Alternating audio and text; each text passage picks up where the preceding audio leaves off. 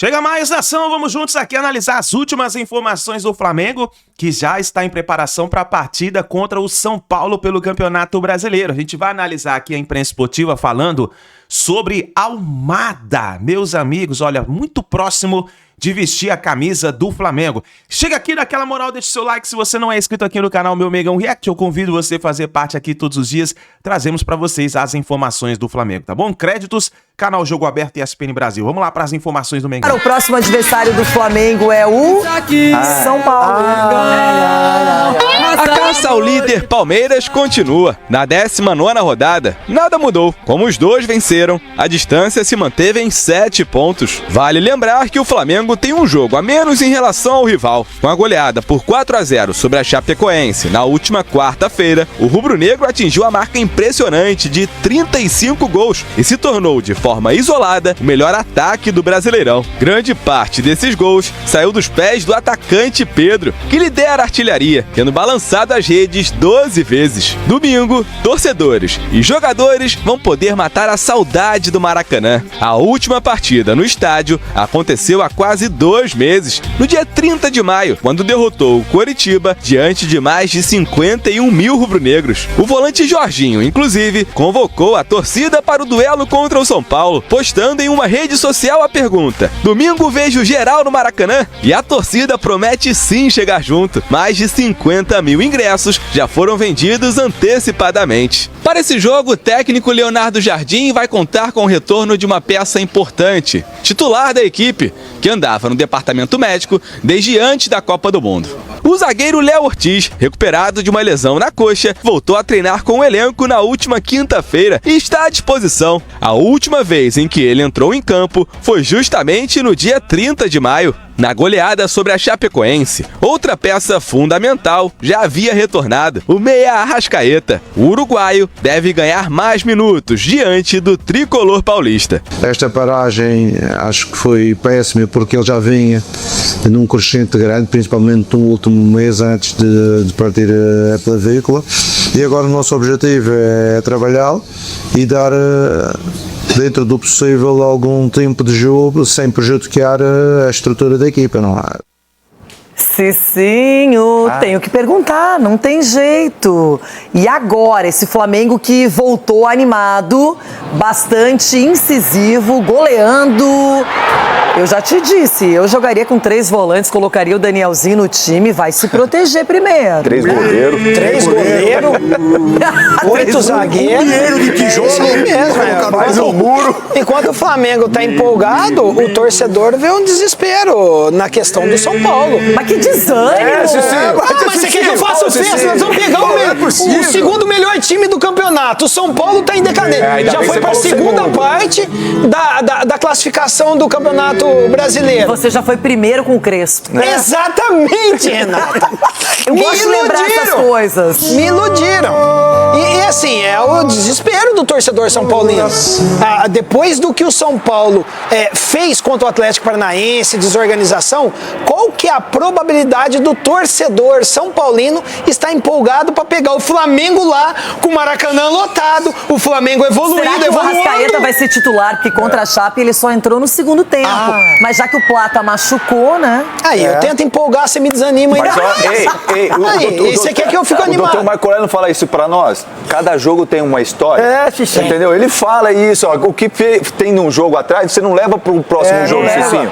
Então é um novo jogo agora. Mas tem história que dura vários capítulos, né, irmão?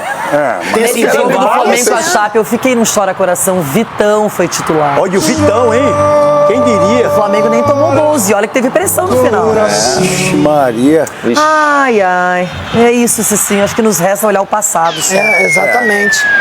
Entra a cena, dá uma animada, dá uma motivada. Mexe com o Cicinho. Eu já vi o São Paulo. Já vi tão bom o São Paulo jogando esse Campeonato Brasileiro. Arrascaeta vai jogar? Arrascaeta vai jogar? Pedro. Jorginho. Help!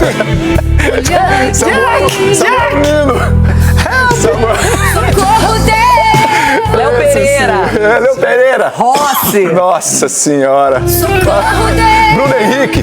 Bruno Henrique pode jogar. Vai jogar? Para, pelo amor de Deus. Acaba logo. Acaba logo.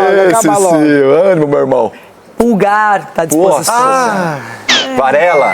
Varela, ele pode escolher o Emerson Royal, Ayrton escolheu o Lucas. outro Emerson Royal, mas pode escolher Alexandro ou Ayrton Lucas. Alexandre, o Danilo pode ser também que pode voltar. Acaba, pelo amor de Deus! Nem começou, acaba. Acaba, pelo amor de Deus! Bom, seguinte, vou dar uma arrefecida no sofrimento do Cicinho, mas é só por enquanto, hein? Flamengo que também tem interesse num ótimo jogador, não está mais no Botafogo, mas já esteve e como o Danilo participou da Copa do Mundo. Meio argentino, Almada. Flamengo tem sim do Almada e busca acerto com o Atlético para fechar negócio. O rubro-negro recebeu uma sinalização positiva de Thiago Almada e seu staff e agora vai em busca do acerto com o Atlético de Madrid para fechar a negociação. Segundo apurou a ESPN, o argentino gostou do projeto apresentado pelo clube, incluindo a estrutura da equipe e as condições financeiras.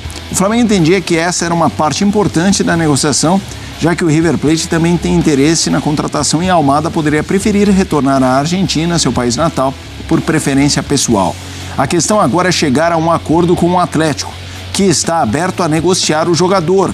A questão é que o clube pagou mais de 20 milhões de euros ao Botafogo por Almada e quer recuperar o investimento, o que encarece o negócio. José Boto, diretor de futebol do Flamengo, chegou a declarar em entrevista à ESPN, por exemplo, que a janela de transferências não seria forte em gastos. Não dá para imaginar, a gente tem a tela com os números dele, chegaria ao Flamengo como titular, Thiago Almada, depois da saída do Botafogo. Ele fez 20 jogos no Lyon, clube do grupo, do grupo do John Textor, 11 jogos como titular, minutos por jogo 60,4, 2 gols, 4 assistências, curiosamente ao contrário no Atlético de Madrid, 40 jogos por lá, 18 como titular, 45%, 42 minutos, 0,6 por partida, 4 gols, 2 assistências. Claro, Atlético de Madrid, gigante, time grande na Espanha, na Europa, não é assim que você chega e ocupa espaço, vira automaticamente titular de tudo, ele não foi titular por lá, mas teve seus momentos. Mas aqui no Botafogo foi fundamental. Sim.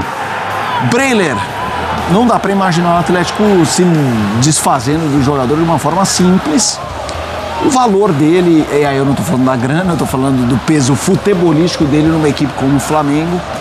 Como é que você vê essa negociação e a importância dele para o Flamengo? Não, e era previsível também que depois do investimento que fez pelo Paquetá, o Flamengo fosse prudente em contratações, não fosse tão agressivo no mercado, como o BAP, presidente do clube, disse. Olha, a gente vai agora só em bolas certeiras que a gente reconheça que vai chegar e elevar o nível do elenco. E o Almada é um desses casos. O Almada, de fato, olhando até para o elenco do Flamengo, a gente consegue enxergar o Almada sendo muito útil, primeiro, porque é um jogador de Copa do Mundo, de seleção argentina, um jogador que tem já uma boa experiência no futebol internacional. Eu esperava que o Almada tivesse conseguido se firmar no Atlético de Madrid, mas acabou não ganhando sequência do Cholo Simeone. O Simeone ali, em determinados momentos, cobrava mais do Almada, principalmente no momento sem bola, e ele não conseguiu entregar e acabou tendo uma passagem, não digo apagada, chegou a marcar 4 gols e 2 assistências como a gente viu ali, mas não influente como eu imaginava que poderia ser no time do Atlético de Madrid. Mas não dá para dizer também que não possa voltar ao futebol brasileiro e brilhar novamente. No Botafogo, ele foi um dos protagonistas de 2024, um jogador que saía muito do lado esquerdo e fazia articulação do time, juntamente com o Savarino. E é um cara que eu vejo que, pensando até no médio e longo prazo para o Flamengo, pode, de certa forma, ajudar a suprir essa lacuna quando o Arrascaeta não joga e até mesmo na sucessão do Arrascaeta para o futuro. Então, um jogador ainda jovem, um jogador já, mesmo jovem, com casca, rodado, e por ser experimentado no futebol brasileiro, é um movimento que o Flamengo guarda a energia ou a grana para o que realmente interessa, que é esse jogador, já que até mesmo o Leonardo Jardim disse que precisa de mais um cara por ali, tem Carrascal, tem Arrascaeta, mas ele quer ter mais um jogador de opção no meio-campo e o o Almada se encaixaria como uma luva nesse sentido. Características cada vez mais raras no futebol, não? Esse tipo de jogador. Sim, né? São jogadores muito úteis, né? E por isso o valor deles realmente só aumenta. Jogadores de Copa do Mundo, não há técnico, eu acho, top de linha ou de equipes competitivas onde o futebol é importante, seja qual for o país, que não considere gente que faz o que o Danilo e o Almada fazem, embora, né, a gente deva respeitar as características deles, como sempre, mas são tipos de jogadores muito valorizados e muito procurados. E você não encontra muitos deles por aí, principalmente com possibilidade de contratação, negociações que são viáveis para clubes como o Palmeiras e como o Flamengo. Alguém falou outro dia, mas olha o que o Palmeiras pretende pagar pelo Danilo, isso é preço de jogador europeu negociado entre clubes da Europa, onde existe uma tabela de valores que é completamente diferente, né? Por isso que o jogador sul-americano continua sendo muito interessante, porque o clube europeu, ao longo das décadas e décadas, sempre veio aqui, pagou muito pouco por argentinos, uruguaios, brasileiros, e esses jogadores, quando são negociados dentro do ambiente da elite do futebol, eles já são negociados por valores muito maiores. Sim, sempre foi assim, eu acho que vai continuar sendo. Mas, veja, a gente iniciou o programa falando sobre candidatos ao troféu do Campeonato Brasileiro, essa situação em que não encontramos uma outra possibilidade além de Palmeiras ou Flamengo. Quem são os jogadores que estão em discussão do ponto de vista de fazer diferença? Porque se o Danilo for para qualquer time brasileiro, mesmo que ele continue no Botafogo, pensa que o Danilo é um jogador agente livre, ele não está em lugar nenhum. Coloca o Danilo no Botafogo, é um time. Sem o Danilo, outro. A mesma coisa no Flamengo, no Palmeiras, no São Paulo, no Corinthians, no Grêmio, no Vasco, em qualquer lugar. Muda na hora. É claro que ele não faz do Vasco, só para citar um exemplo, não estou individualizando a conversa, um candidato a troféu no Campeonato Brasileiro. Mas ele muda, vamos supor que se o Vasco, hipótese fã de esportes, anuncia a contratação do Danilo, a torcida do Vasco passa a ter mais ou menos confiança na permanência na Série A. Imediatamente muda o ambiente, muda o astral. Então, em qualquer clube, um jogador como o Danilo faz diferença. Em qualquer clube, um jogador como o Almada faz também. E quem que está negociando por eles? Flamengo e Palmeiras. Eles vão continuar mandando e, na hipótese dessas duas contratações serem concluídas, eles vão ficar melhores, bastante melhores. Né? Eu quero te ouvir, Breiro, sobre... Suponhamos que o Atlético, como é direito dele, queira engrossar e subir o máximo que der. O Flamengo precisaria, porque assim, a gente viu no começo do ano a negociação do Gerson, especialmente no Cruzeiro, e a do Paquetá com o Flamengo, valores muito altos. Você acha que... E a gente acabei de ler aqui o que o Boto falou à ESPN sobre, olha, nessa janela não deve vir um tiro de canhão, do ponto de vista financeiro. Você acha que precisa fazer esse esforço ou não? Então, um esforço ok, mas não um sacrifício. E aí o Flamengo tem de ser diligente ao estabelecer um teto da negociação. Porque a gente olha para o Flamengo, o elenco está aí, é competitivo, é o melhor do Brasil, mas há possibilidade de melhora. Há possibilidade de dar mais opções em algumas posições um pouco mais carentes do que outras no elenco. Vou citar uma opção ao Pedro. Ainda continua ali uma lacuna. Quando o Pedro não joga, precisa eventualmente o Leonardo Jardim mudar a ideia, jogar ali com Plata de referência, tentar o Wallace Ian, que ainda não se estabeleceu de fato na equipe principal. Então, a lateral esquerda, por exemplo. Ontem o Ayrton Lucas fez mais um jogo inconstante, um jogo com muitos erros. A gente viu o Alexandro na Copa do Mundo ser pouco utilizado e até mesmo, antes da Copa, não conseguir também ter uma regularidade grande de jogos. Será que não é o momento do Flamengo tentar mais uma opção no mercado? Então, vejo que há possibilidades ainda nessa janela, e aí não estou falando de contratações impactantes, mas opção de elenco e oportunidade de mercado, mas que o Flamengo não estoure todo o seu caixa em mais uma cartada num jogador, como já fez com o Paquetá. O Paquetá, sim, faz sentido o sacrifício, jogador identificado, revelado pelo clube, também de seleção, uma carência ali para jogar junto, encorpar mais o meio-campo, sobretudo depois da saída do Gerson no ano passado. Paquetá chegou para cobrir essa lacuna. Agora, no caso do Almada, é preciso que o Flamengo também não faça todo tipo de sacrifício ou não faça loucura para deixar uma margem também para que o Leonardo Jardim possa ter essas pequenas carências do elenco sanadas.